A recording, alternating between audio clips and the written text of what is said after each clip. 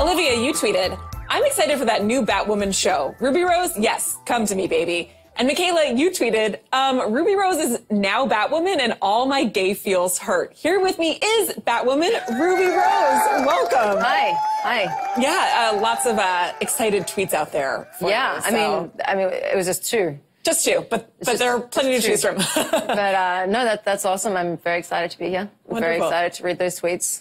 Yeah, well, I want to get into this show. This is actually the first live-action Batwoman, and that you get to play. So, was there anything unique that you wanted to bring to this character?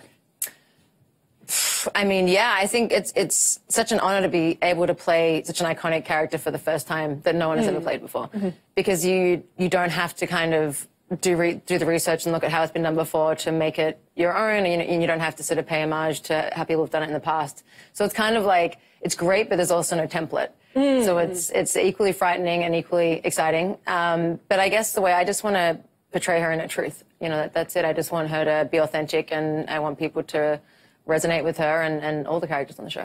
Well, speaking of that authenticity and the way this character has resonated, she's resonated for so many people for such a long time. What do you want people to see in this role and in this character? Strength and courage. And just that you can come up against so many things in your life and you can still do whatever you want to do, and you can make changes at any point in your life to change the direction and to pivot, and to never feel like you're stuck in one place. Kate Kane's story is unique, but it's not unheard of. And one of the things that happened to her was getting kicked out of the military for being gay, and that was awful for her, and awful for a lot of people that really happened to. And so it's amazing to see her go through that and then have to find another purpose in her life when that was what she really dedicated herself to. And she turned into Batwoman. So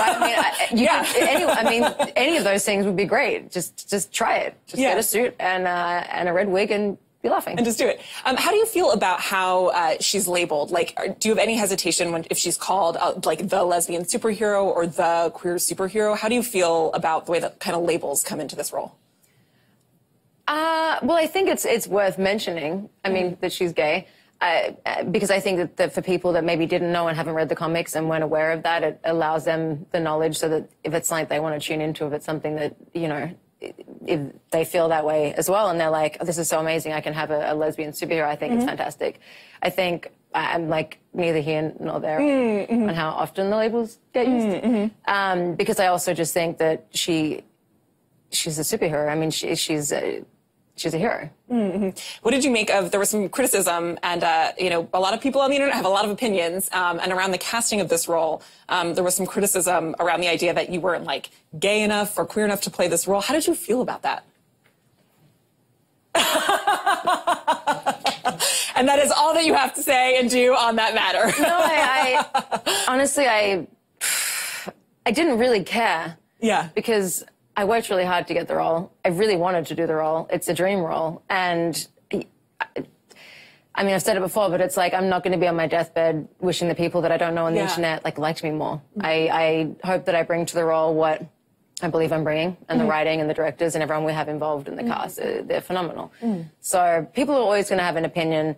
I had a pretty strong opinion when Jason Biggs was cast as Leonardo from the Ninja Turtles. Because I have a Ninja Turtle tattoo of Leonardo. And I, as a kid, thought that I would marry Leonardo from the Ninja Turtles. And I didn't think I would marry Jason Biggs. So, it can be confusing. Because you grow up with your own idea of what your hero or what the person that you grew up, idolizing is going to be like if they're ever played in live action. And some people picture somebody else. Yeah. And so I totally get that. Yeah. But I also then, I love Jason Biggs, I just don't want to marry him. So it just takes time, and I think it's easy to have an opinion on a show that hasn't come out yet. Yeah. Well, I want to talk about some other aspects of the show. You actually just recently posted on Instagram that you had a neck surgery because of an injury you sustained doing a stunt. Yeah. What happened? Are you okay? What made you want to post about this? That's a lot of questions in one. Yeah. I am okay. I can move my neck. I'm getting better and better at moving my neck, which was something I couldn't do before. It was very terrifying. I thought I was you don't know what happens before you go into the surgery, and if I was going to become paralyzed, and I know that if I didn't get the surgery, that there was a really high chance of that happening. So it was kind of like I didn't have a choice. And I didn't tell anyone for a long time because I didn't want to distract from the show. And I didn't want to have people worried about me, and I didn't want to talk about it and be like, hey, I did this great surgery, everything's great, and then it's like happened, and be like, just kidding, just kidding, it didn't work out, guys.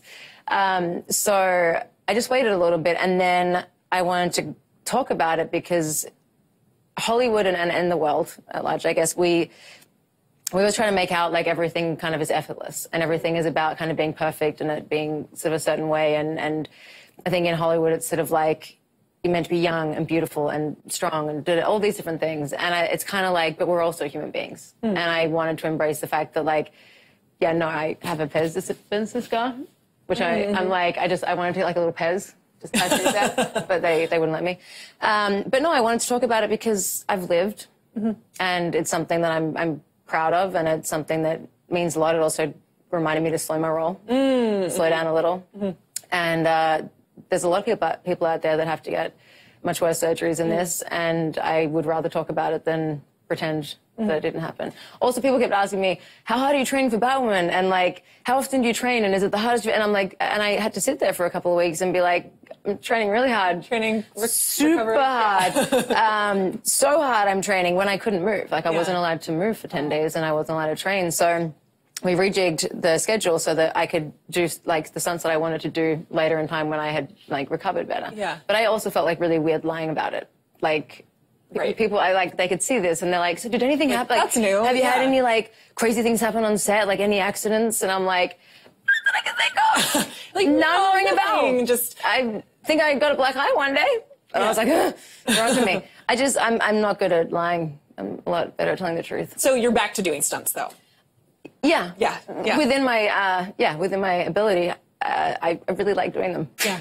I don't think I could stop. Can we talk about the Batsuit? Because I read that it's like missing a zipper. Tell me about this. Yeah, it is missing a zipper. Yeah. What so like all the dudes, they get a zipper, like, or a zip. A zip? A zipper? Zip? Yeah. Whatever. They get one, and I don't. And it just means that you can pee. It's what the zip is for. And I don't get one. And so when I have to pee, this is so good for morning television. I guess people need to pee in the morning. So it's like you get out of bed, hopefully already by now, and you want to go to the bathroom, but instead your pajamas are like a one piece and there's 4 layers of it, and then you have to have somebody else like unzip your pajamas, and then you can finally pee. It's a lot. It's a lot. It's a lot, but it's worth it. Are they gonna like redo the suit? Are they gonna adjust it at all for you? The thing is, like, the guys can do it because they often have like an underwear kind of thing built in that looks, like they weren't wearing underwear over the top of their pants. It's, strange now that I think about it. Never really hit me. But women don't. So either like, I could get underwear put over the top of the costume, but that's not really the character. Or we can figure out if we get another season how to incorporate one. All right. Well, definitely hopeful for that. Thank you so much for joining me. This was really fun to get to talk to you. Thank you. My pleasure. Batwoman premieres this Sunday on the CW. Up next, I'm talking to Golden Globe winning actor Chris Colfer.